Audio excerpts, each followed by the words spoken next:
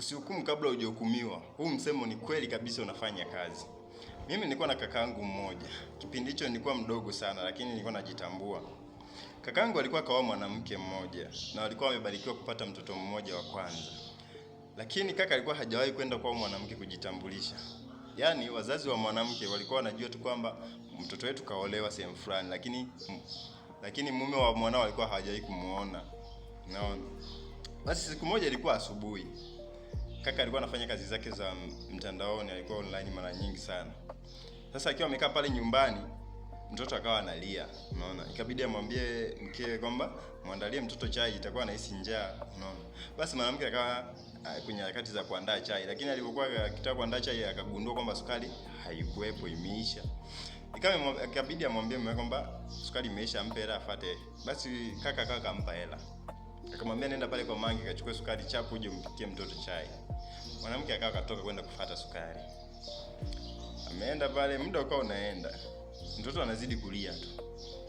Sasa kaka amekaa pale anasubiri, akaona muda umeenda sana.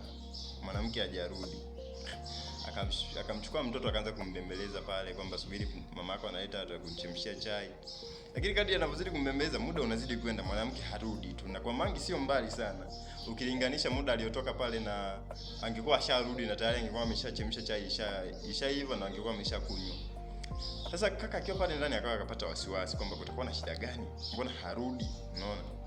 Ikabidi sasa danganye mtoto pale akatoka ili kwenda kumwangalia mwanamke huko wa mangi kwamba imekuaje, mbona amechelewa.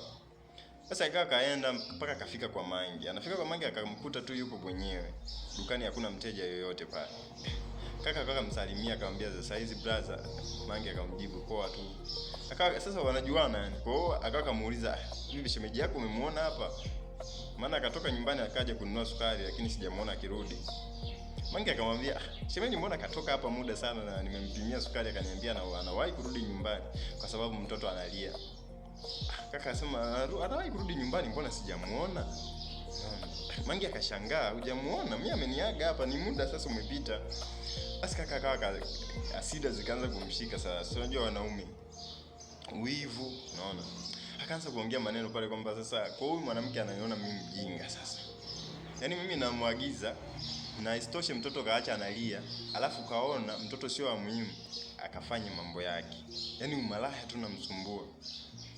Yaani haheshimu ndoa yake. Mimi niko nyumbani, anatoka, anaacha mtoto analia, anaenda kwa wanaume zake huko, si ndio? Hivi wanawake wa siku hizi wakoje?